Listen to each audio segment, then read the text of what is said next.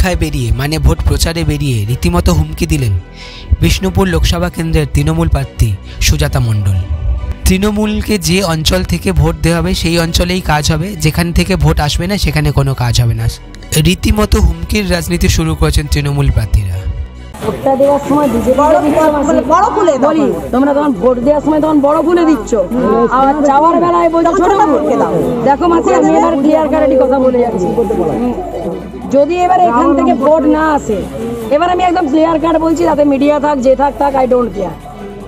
যদি এবার এখান থেকে যদি দেখি যে তৃণমূল লিড পাইনি, তাহলে সত্যি মাসি আমি তোমাদেরকে না, আমরা কেউই আর অভিযোগ শুনতে আসবো না। বাস্তব কথা একদম বলে যাচ্ছি, কোনো অভিযোগ শুনতে আমাদের কেউ আসবে না।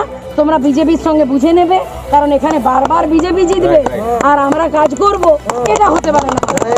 এই যে অঞ্চলগুলোতে বিজেপি লিড পাবে সেই অঞ্চলগুলো লিস্ট করে রাখবে, আর যেখানে তৃণমূল লিড পাবে সেই বুথগুলোও লিস্ট করে রাখবে।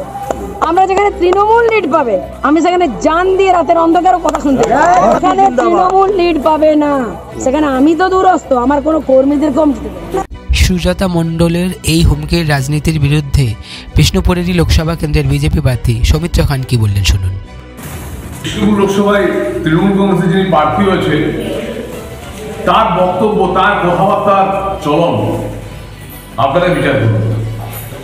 শুধু গ্রামবাসীদেরকে হুমকি না, তিনি মিডিয়াতে বলছেন আমরা যে প্রচার করছি, যাদের আলোয় আলোচিত, যারা সমাজ মাধ্যমে ভালো খারাপ তুলে ধরছেন, মানুষের সামনে নিয়ে আসছেন, সেই মিডিয়া সমাজকে বলছে I don't care media, vote দিলে দেবে নইলে কেউ আসবে না।